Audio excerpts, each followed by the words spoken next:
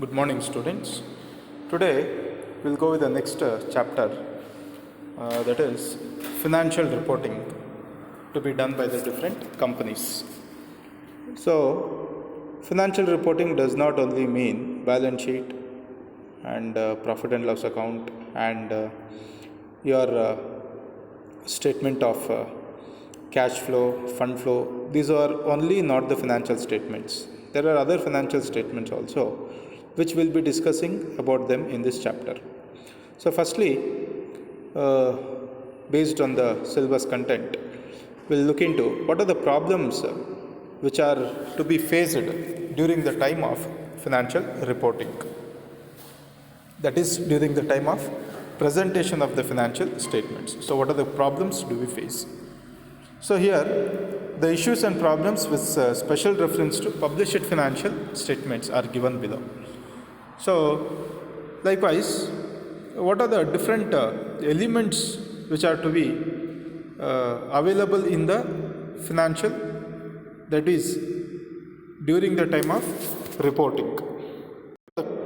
The following are the common financial statements which has to be required at the time of publishing the financial information. So, the firstly is notice of annual general meeting. What is annual general meeting? Every year the company has to conduct a meeting to its board of directors and all the shareholders and their identified members, notified or nominated members from the government. They have to come and they will be conducting the annual general meeting. Here, under this meeting, generally they will disclose what is the profits, what are the new decisions to be taken, and what are the decisions which the company is expecting for approval. All these will be discussed. This is nothing but like an annual report of the company. The second one is the chairman's report. Chairman, the topmost authority of the company, he will have to give his consent regarding to the company, how the company is working effectively. And the way how the company is working effectively, the chairman will have to the chairman will have to give his consent how the company is managing its activities. So there, the chairman's report.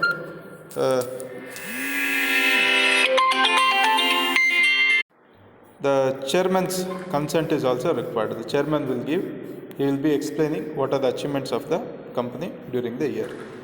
The third one is summary of the financial results. This summary will give the information about the profits, about the turnover, about the values of assets and liabilities. What is the new financial information, new compared to the previous year? Any increase in the profits, any increase in the any losses incurred, what is the turnover achieved, all these will be discussed under this. And what is the amount of dividend which has been declared, all that will be discussed here. The fourth one is financial highlights for a number of years. You need to show what is the performance over different from different years. So, the performance of the company over the different years will be disclosed here. That means it's just like a trend chart, bar chart for 5 to 10 years. Between the range of 5 to 10 years, the company will be preparing a bar chart on the profits, assets, liabilities. It's just like a comparative size statement. Next is the director's report. All the directors will just give their consent regarding to the company's performance. While giving the consent to the company's performance, the directors will they will express their own views towards the company. So that is to be considered. Next is management discussion and analysis. Any discussions which the company has taken in the previous meetings and those discussions which are being taken in the previous meetings and what is their results. Suppose a plan was being done and they told like the profit is going to increase or decrease, or a new plan, introduction of a new product into the market, or making a new research. So these will be discussed over here. And what is their, how much profit they have gained or what is the losses they have gained, that is going to be discussed. Next is corporate governance report. Corporate governance report, it speaks on how the company is trying to govern itself from different other kind of anti-activities like corruption, like any kind of target which is being made by the opposition political parties or from the mafia. So like this, so there the target is they are going to give a corporate governance report. Next is auditor's report on financial statements. The auditor will have to give his consent how the company has prepared the balance sheets and whether the balance sheets, the profit and loss accounts prepared are genuine or not genuine. That is going to be discussed here. Next is balance sheet. As we all know, the liabilities of the company and the assets of the company are being shown here, and any improvement in the assets and liabilities are also being discussed here. Profit and loss account. We already know that profit and loss account is going to be prepared, and that profit and loss account, what is the profits, what is the losses, how the revenue is, what is the direct income, what is the direct expenditure, and what is the percentage of gross profit, what is the percentage of net profit, are all being discussed here. Next, after that is the significant accounting policies. Any changes in the accounting policies which the company has made over the past year or the last year, that is also to be disclosed. Suppose change in the method of, suppose you had an asset and you have given it on lease, or you have given it on hire, or you are using a method of accounting. You take it like you are using a FIFO method, now you are shifting from FIFO to LIFO method, or depreciation method you are changing. So these are to be discussed. And next is schedules and notes to accounts. Schedules and notes to accounts, already you have come across. It is the explanation given to each schedule which is in the balance sheet. Suppose you say share capital, you show a final value of 10 lakhs. You are supposed to show how that 10 lakh rupees is being gained. Next is cash flow statement. We already come across the cash flow statement, and that is cash flows are being discussed under three headings. That is cash from financing activities, cash from operating activities, and cash from investment activities. So these three activities are discussed here. So after that is supplementary statements. Supplementary statements which gives explanations to different transactions which you already made, or different kind of accounts which you already maintained. You take it like, suppose you got a provision, you got a reserve, you got a capital reserve. So for them you need to prepare supplementary statements. Next is C and AGs, comptroller and auditor general. He has to give his consent regarding to the preparation of the accounts. And if it is a government company like BEML, BJML, like these companies, if it is there, they have to, the comptroller and auditor general will have to give his consent about the company's financial statements. Next, audited consolidated financial statements. When you got two or three more branches or two or more holding companies you have, so there you need to consolidate the balance sheets of all the branches or of all the companies, subsidiary companies. So there you need to prepare consolidated financial statements. It's just like you have prepared a holding and subsidiary companies accounts, so like that. Next is information on human resource. This is one important factor. So today, what is more worth in the company, in the sense, the human resource is more worth, because they are the one who are creating the wealth. Asset is of no value, or the gold is of no value. It's only the knowledge and the creativity what a person has, a human resource has, that's of more value. Now if I give an example, creativity of our Microsoft, Google CEO, Sundar Pichai. Because after Sundar Pichai has come, he has introduced various Google services to us. So that's one advantage. So he is the brain to that company now. Next is value added statement. So this is giving the information relating to the company. What is the total progress the company has made from the past year? So for example, last year value of all your assets was 1 crore. This year it is 1 crore 20 lakhs. So now value added is 20 lakhs. So that statement, every year how much value you have added, that's going to be discussed over here. Corporate social report. This speaks about what is the contribution made by the company. We have CSR activity, corporate social responsibility. How much of funds, as per the government order, it says that 2% of the total profits the company has to give it to social costs, that is for poor children, adopted in villages, donations, or handicaps, or orphanages, or going for afforestation. That means planting more, plants, greenery, or water bodies cleaning. So these are all being given under the category. So corporate social responsibility we'll have to consider. Next is environmental report. That means how much environmental pollution you have made over the past year. What is the total percentage? What is the total quantity of carbon dioxide or more oxides which have emitted into the atmosphere, if yours is a construction company, or if yours is like a company which is polluting the environment, or yours is a mining company, how much of mining land you have you have utilized or you have exploited. That is also to be disclosed here. That comes under environmental report. Along with that, have you done any kind of new plantations? Have you done cleaned water bodies? Anything like this? This also to be shown. Information on brand and intangibles. So here you need to give the information relating to the brand and intangibles should also to be given.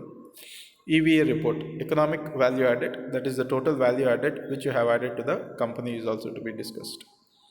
After that is business responsibility report. What is your responsibility towards the company?